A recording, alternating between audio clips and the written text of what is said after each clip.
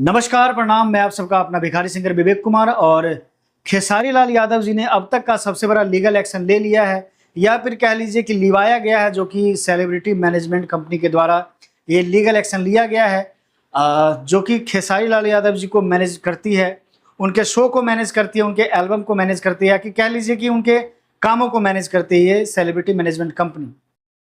कुछ दिन पहले आप सभी ने एक कॉल रिकॉर्डिंग सुना होगा, जो कि खेसारी लाल यादव जी के मैनेजर के बीच और श्रेष्ठा म्यूजिक के ऑनर के बीच, रामानुज जी के बीच ये बातचीत हुई, जिसमें रामानुज जी ने बहुत अभद्र तरीके से खेसारी लाल जी को बोला और इस चीज़ को उन्होंने सोशल मीडिया पे अपलोड कर दिया, जो कि बहुत वायरल हुआ। लोगों के बीच एक गलत मैसेज पहुंचा।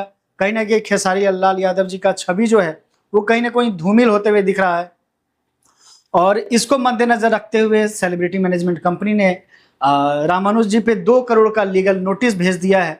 2 करोड़ का मतलब एक तरह से कह लीजिए केस कर दिया है।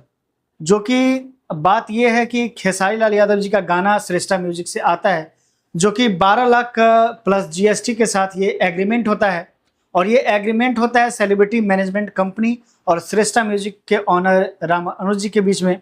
और इसमें एज ए आर्टिस्ट यानी कि खेसारी लाल यादव जी हैं।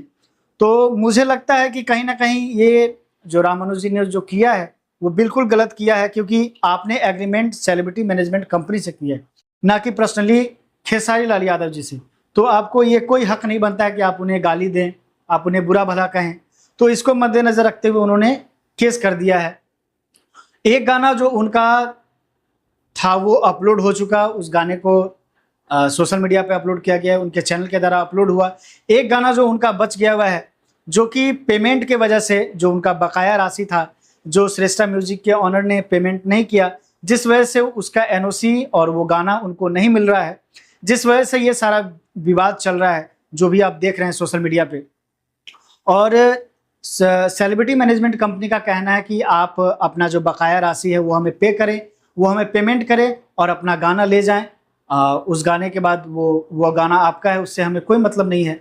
लेकिन गाना नहीं देने का कारण ये कहीं ना कहीं पेमेंट है, जो बकाया राशि है, जो कि श्रेष्ठा म्यूजिक के ऑनर रामानुज जी नहीं दे रहे हैं, जिस वजह से ये सारा विवाद खड़ा हुआ है। और कहीं ना कहीं इस वजह से जो समाज में खेसारी लाल यादव जी की जो कैरेक्टर जो है, जो उनकी भावनाएं हैं, जो उनका नेम फेम जो है, वो कहीं ना कहीं उसको हानि पहुंचा है, जिस वजह से श्रेष्ठा म्यूजिक के ऑनर रामानुज जी को खेसारी लाल यादव जी को 40,000 रुपये देने हैं केस लड़ने के लिए, जो कि रामानुज जी देंगे खेसारी लाल यादव जी को।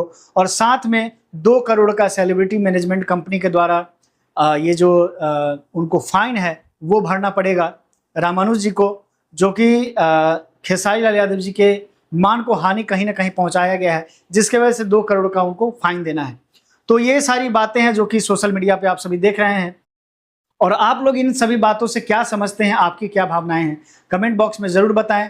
और मुझे अगर मेरी पर्सनल बात की जाए, मैं अपने भावनाओं को बताऊं, तो मैं बस इतना ही कहना चाहूँगा कि गाने आपने जिससे लिए, जिससे आपने कॉन्ट्रैक्ट किया है, आपको उनसे बात करनी चाहिए। आप उन्हें भला बुरा बोले, आप उन्हें जो बोलना है बोले, लेकिन आपने खेसारी लाल यादव जी को क्यों कुछ बोला?